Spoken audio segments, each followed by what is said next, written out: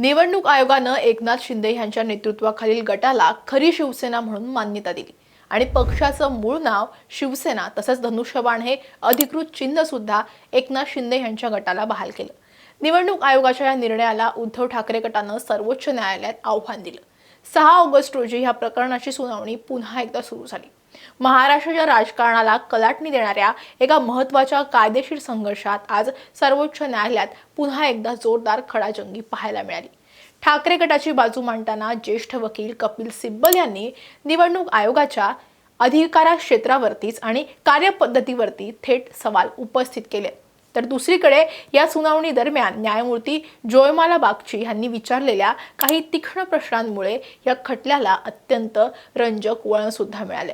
आजच्या या व्हिडिओमध्ये आपण पाहणार आहोत की 6 ऑगस्टच्या या सुनावणीमध्ये न्यायालयात नेमकं काय काय घडलं, कपिल सिब्बल यांनी कोणते मुख्य कायदेशीर युक्तिवाद केले आणि न्यायमूर्ती बागची यांच्या प्रश्नांना त्यांनी कशी उत्तरं दिली आणि ठाकरेंची बाजू कशी लावून धरली आहे। त्यामुळे हा व्हिडिओ शेवटपर्यंत नक्की पहा।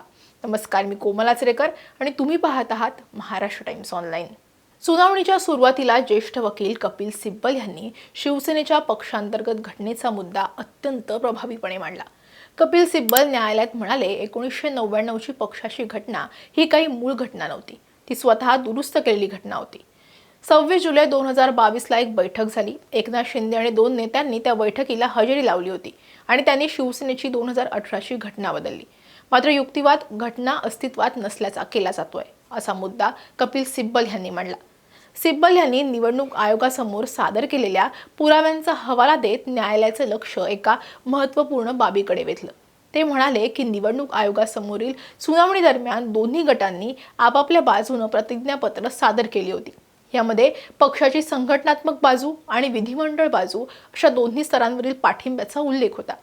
ठाकरे गटानं हे स्पष्टपणे दाखवून दिलं होतं की शिवसेनेच्या संघटनात्मक पक्षात उद्धव ठाकरे यांनाच प्रचंड बहुमत होतं। पक्षाचे जवळपास संपूर्ण संघटक आणि पदाधिकारी ठाकरे यांच्याच पाठीशी उभे होते। दोन्ही पक्षांनी त्यांच्याकडे संघटनेच्या पातळीवर बहुमत असल्याचा दावा केला। मात्र राष्ट्रीय कार्यकारिणीत उद्धव ठाकरे यांच्याकडे 160 सदस्य होते, तर एकनाथ शिंदे यांच्याकडे एकही सदस्य नव्हता। त्यामुळे निवडणूक आयोगाकडून 2018च्या घटनेकडे दुर्लक्ष करण्यात आलं असा युक्तिवाद कपिल सिब्बल यांनी केला। यानंतर सिब्बल यांनी निवडणूक आयोगाच्या कायदेशीर कार्यक्षेत्रावरतीच प्रश्नचिन्ह उपस्थित केलं। ते म्हणाले, जेव्हा दोन्ही गट मान्य करतात की ते 2018च्या पक्षाच्या घटनेनुसारच काम करत होते, तेव्हा निवडणूक आयोग स्वतःच्या अधिकारात हा निर्णय कसा घेऊ शकतो?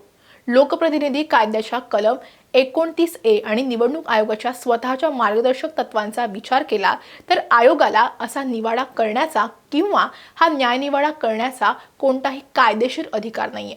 सुनावणीत पुढे कपिल सिब्बल यांनी या संपूर्ण प्रकरणात घडलेल्या घटनाक्रमातील एक मोठी त्रुटी न्यायालयाच्या निदर्शनास आणून दाखवली।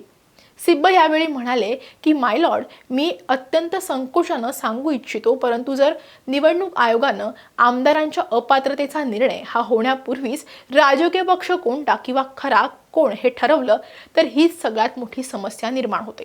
त्यांचा युक्तिवाद असा होता की विधानसभा अध्यक्षांकडे बंडखोर आमदारांच्या अपात्रतेच्या कारवाईची याचिका प्रलंबित होती। सर्वोच्च न्यायालयाचे यापूर्वीचे निकाल स्पष्ट असताना सुद्धा अध्यक्षांनी अपात्रतेवर वेळीच निर्णय घेतला नाही। दुसरीकडे निवडणूक आयोगानं पक्षाच्या संघटनात्मक पक्षातील पाठिंब्याकडे दुर्लक्ष केलं आणि केवळ विधिमंडळातील बहुमताच्या म्हणजेच आमदार आणि खासदारांच्या संख्येच्या आधारावरतीच पक्षाचं नाव आणि चिन्ह हे शिंदे यांच्या गटाला दिलं। सिब्बल यांच्या मते जर आधी अपात्रतेचा निर्णय झाला असता तर कदाचित बंडखोर आमदार अपात्र ठरले असते, परंतु निवडणूक आयोगानं घाईघाईनं निर्णय दिल्यामुळे संपूर्ण प्रक्रियेत ठाकरेंवर अन्याय झाला। कपिल सिब्बल पुढे म्हणाले की निवडणूक आयोगानं पक्षाचं नाव आणि चिन्ह एकनाथ शिंदे यांच्या गटाला देण्यात आलं, त्यामुळे विधिमंडळ पक्ष राजकीय पक्ष बनला। याच वेळी कपिल सिब्बल यांनी केरळ काँग्रेसच्या प्रकरणाचा दाखला दिला। कपिल सिब्बल यांनी त्यांच्या युक्तिवादामध्ये राष्ट्रीय कार्यकारिणीचा पाठिंबा उद्धव ठाकरे यांनाच होता असं म्हटलं। उपनेते, सचिव, जिल्हा प्रमुख आणि विभाग प्रमुख यांचा पाठिंबा उद्धव ठाकरे यांना होता। निवडणूक आयोगानं त्यांच्या अधिकाराचा गैरवापर करायला नको होता। पक्षात प्रथमदर्शनी फूट पडली आहे या निष्कर्षापर्यंत पोहोचण्याआधी आवश्यक पुरावे आणि साहित्य सामुग्री आपल्याकडे आहे का याची खात्री पटवणं गरजेचं होतं। 21 जून रोजी पक्षात कोणतेही फूट पडल्याचं चिन्ह नव्हतं. आमच्याकडून चिन्ह काढून घेतलं. त्यानंतर बेकायदेशीर सरकार स्थापन झालं. त्यामुळे तुम्ही अपात्रतेचा निर्णय हा घेण्याआधी निवडणूक आयोगाच्या मुद्द्यावरती निर्णय घ्या, अशी मोठी मागणी ज्येष्ठ वकील कपिल सिब्बल यांनी सुप्रीम कोर्टात केली आहे. या सुनावणी दरम्यान न्यायमूर्ती जयमाला बागची यांनी उपस्थित केलेले प्रश्न अत्यंत महत्त्वाचे ठरले. त्यांनी या प्रकरणातील तांत्रिक आणि व्यावहारिक बाजूवर थेट बोट ठेवलं. न्यायमूर्ती बागची म्हणाले, अपात्रतेची कारवाई पूर्ण झाल्यानंतर आणि नवी विधानसभा अस्तित्वात आल्यानंतर पक्षाचं चिन्ह हा मुद्दा कदाचित दुय्यम ठरू शकतो. यावर कपिल सिब्बल यांनी तात्काळ सहमती दर्शवली. ते म्हणाले, माय लॉर्ड, मी स्वतः सुरुवातीलाच हे स्पष्ट केलं होतं. मी तुमच्या या मुद्द्याशी पूर्णपणे सहमत आहे, परंतु दोन्ही गोष्टी एकमेकांशी अत्यंत घट्ट जोडलेल्या आहेत. न्यायमूर्ती बागची यांनी पुढे विचारलं की विधानसभा अध्यक्ष आमदारांच्या कंडक्टच्या आधारावरती अपात्रतेचा निर्णय घेतात. उदाहरणार्थ, जून 2022 मध्ये पक्षप्रमुख उद्धव ठाकरेंनी बोलावलेल्या बैठकीला उपस्थित न राहणं किंवा नोटीसला उत्तर न देणं हे स्वतःहून पक्षाचं सदस्यत्व सोडल्यासारखं मानलं जाऊ शकतं का? या प्रश्नाला उत्तर देताना सिब्बल म्हणाले, हा केवळ ह्या प्रकरणाचा एक पैलू आहे. प्रत्यक्ष घडामोडी आणि पक्षाची घटना पाहिली तर हे स्पष्ट होतं की पक्षाच्या आदेशाचं आणि पक्षाध्यक्षांच्या अधिकारांचं उल्लंघन हे उघडपणे झालं होतं. सिब्बल यांनी न्यायालयाला हे पटवून देण्याचा प्रयत्न केला की आमदारांचे पक्षविरोधी वर्तन हे थेट 10व्या सूचीनुसार अपात्रतेलाच आमंत्रण देणारं होतं. 6 ऑगस्टच्या ह्या सुनावणीचं विश्लेषण केलं असता 3 प्रमुख कायदेशीर मुद्दे आपल्या समोर येतात. पहिलं म्हणजे पक्षांतर्गत वाद निर्माण झाल्यास निवडणूक आयोग केवळ लोकप्रतिनिधींच्या म्हणजेच आमदार आणि खासदारांच्या संख्येवर निर्णय घेऊ शकतो की त्याला पक्षाची मूळ घटना आणि संघटनात्मक पाठिंबा लक्षात घेणं हे बंधनकारक आहे.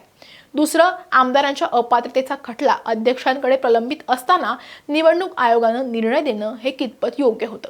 आणि तिसरा मुद्दा, पक्षाची घटना आणि पक्षाचे अधिकृत अध्यक्ष यांच्या आदेशांना डावलून केवळ विधिमंडळात बहुमत असलेल्या गटाला मूळ पक्ष मानणं संविधानाच्या 10व्या अनुसूचीच्या भावनेला धरून आहे का? कपिल सिब्बल यांनी आपल्या युक्तिवादातून हे स्पष्ट करण्याचा प्रयत्न केलाय की जर निवडणूक आयोगाची ही पद्धत ग्राह्य धरली गेली तर भविष्यात कोणत्याही राजकीय पक्षात काही आमदार फुटून मूळ पक्षावरच दावा सांगू शकतील, ज्यामुळे पक्षाची संघटनात्मक बांधणी ही पूर्णपणे कोलमडून पडेल. थोडक्यात सांगायचं झालं तर आजच्या या सुनावणीमध्ये केवळ पक्षाचं नाव किंवा चिन्हाची लढाई नव्हती, तर भारतीय लोकशाहीतील पक्षांतर्गत घटनात्मक चौकट आणि निवडणूक आयोगाच्या अधिकारांची सीमा ही ठरवणारी अत्यंत महत्त्वाची सुनावणी ही ठरलेली आहे. न्यायमूर्ती बागची यांनी उपस्थित केलेले प्रश्न हे दर्शवतात की सर्वोच्च न्यायालय ह्या प्रकरणातील तांत्रिक, कायदेशीर आणि व्यावहारिक अशा सर्व बाजूंचा बारकाईनं विचार करतंय. येत्या दिवसात यावर सर्वोच्च न्यायालय काय अंतिम निर्णय देतं याकडे संपूर्ण देशाचं आता लक्ष लागलेलं आहे. तुम्हाला काय वाटतं? पक्षाचा ताबा ठरवताना आमदारांचं बहुमत महत्त्वाचं की पक्षाची संघटनात्मक रचना?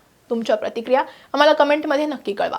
हा व्हिडिओ आवडला असेल तर लाईक आणि शेअर करायला विसरू नका. असेच व्हिडिओ पाहण्यासाठी महाराष्ट्र टाइम्सचं यूट्यूब चॅनल सबस्क्राईब करा. आम्हाला इन्स्टा, फेसबुकवरती फॉलो करा आणि हा व्हिडिओ तुम्ही शेवटपर्यंत पाहिलात त्यासाठी धन्यवाद.